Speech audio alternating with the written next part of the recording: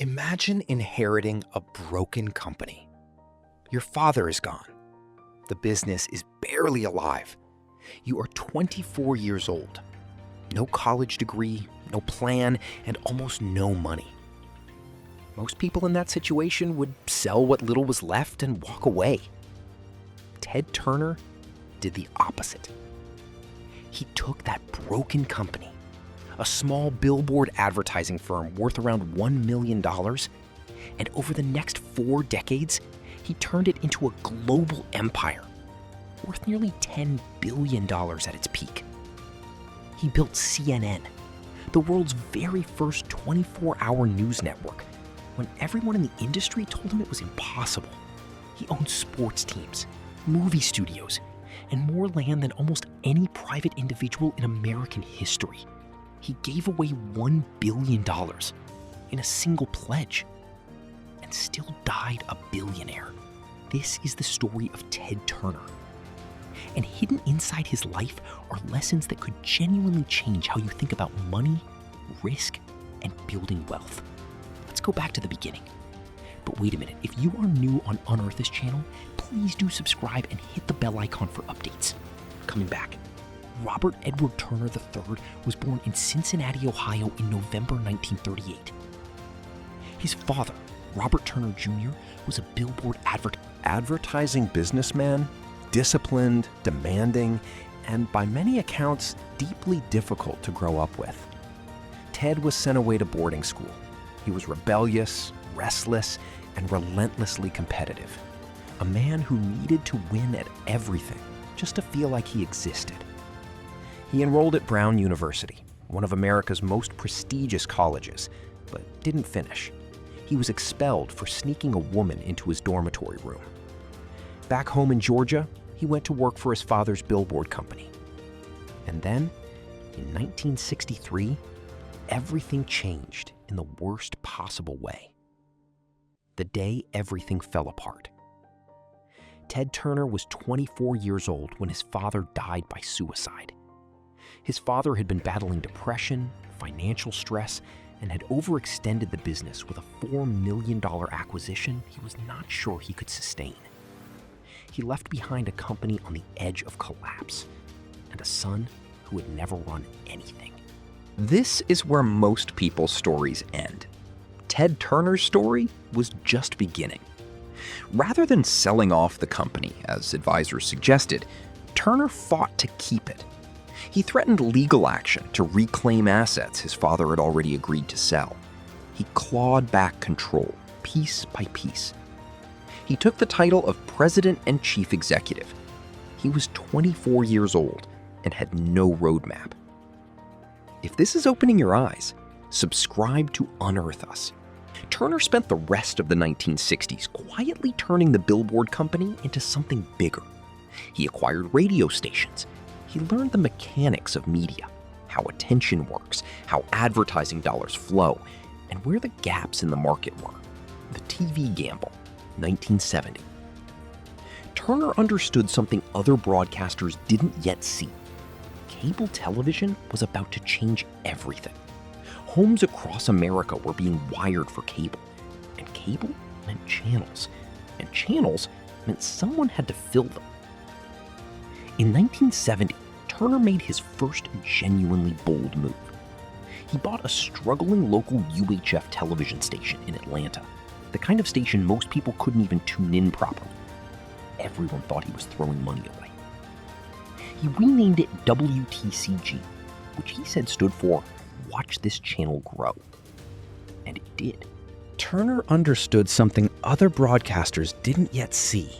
Cable television was about to change everything. Homes across America were being wired for cable. And cable meant channels. And channels meant someone had to fill them. The Superstation, 1976. In 1976, Turner did something no one had ever done. He turned his Atlanta television station into a national superstation. Using satellite technology, he beamed his Atlanta station into cable homes across the entire United States. Suddenly, a local TV channel became a national one. without a broadcast network, without the traditional gatekeepers.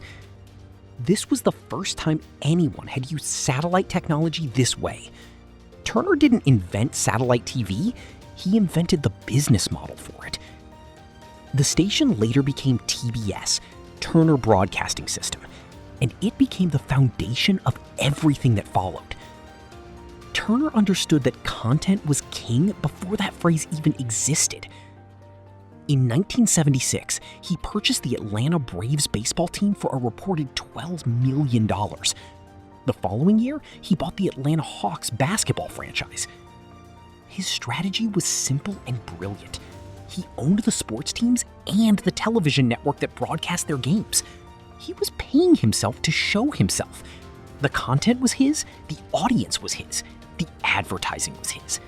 By 1980, Turner was already a successful cable television pioneer, but his most audacious move was still ahead. On June 1, 1980, Ted Turner launched CNN, the cable news network, the world's first 24-hour all-news television channel. The television industry mocked him openly. Major networks called it the Chicken Noodle Network. Journalism veterans said round-the-clock news was absurd. There simply wasn't enough news to fill 24 hours. CNN lost money for years. Turner reportedly said he would go on the air until we run out of money, and he meant it. But something unexpected happened. Events don't follow a broadcast schedule. Wars don't wait for the 6 o'clock news. Elections don't end at 11. When major events happened, and they kept happening, the world needed somewhere to go for live, continuous coverage. CNN was the only place that existed. The Gulf War in 1991 changed everything. CNN's live coverage from Baghdad, reporters broadcasting in real time as bombs fell, was watched by hundreds of millions of people worldwide. Competing networks were airing the CNN feed because CNN was the only one there. Overnight, CNN became indispensable. Turner had created an entirely new category of media. By the mid-1990s, Turner's empire had grown into something almost unimaginable. He had built or acquired CNN, TBS, TNT, Cartoon Network, Turner Classic Movies, Castle Rock Entertainment, New Line Cinema, the Atlanta Braves, the Atlanta Hawks, and one of the most successful professional wrestling organizations in American history. In 1996, he sold Turner Broadcasting System to Time Warner in a deal valued at approximately $7.5 billion. Ted Turner became one of the largest individual shareholders in Time Warner, and at the peak of the technology and media boom, his net worth climbed past $10 billion. He had taken a $1 million billboard company and built a $10 billion media empire. That is a 10,000x return over roughly 30 years. The land nobody talks about. But here is the part of Ted Turner's story that almost nobody mentions, and it is genuinely extraordinary from a wealth-building perspective. Ted Turner became one of the single largest private landowners in the entire United States. At various points in his life, he controlled approximately 2 million acres of land, ranches, conservation properties, and wildlife reserves spread across Montana, New Mexico, Nebraska, South Dakota, Kansas, and other states. He used this land partly for conservation, reintroducing bison to the American West, protecting endangered species, and building one of the largest privately owned bison herds in the world. He also turned it into a business, Ted's Montana Grill, a restaurant chain serving bison meat from his own ranches. Now here is where Ted Turner's story gets genuinely painful and genuinely instructive. When Time Warner merged with AOL in 2001, it became one of the most catastrophic corporate mergers in American business history. The combined company lost enormous value almost immediately as the technology bubble collapsed. Turner's stake in the company, worth billions, shrank dramatically. He later acknowledged losing an estimated $2 billion in a single year during that period. Turner himself later said, "I made a mistake. The mistake I made was losing control of the company." He was forced out of his leadership role and stepped down from the board in 2005. The man who built a global empire lost control of it through a merger he supported but could not manage. He went from being worth over $10 billion to approximately $2 to $3 billion, losing more wealth than most people will ever see in a lifetime. And yet, even after losing billions in the AOL merger, Ted Turner did something remarkable.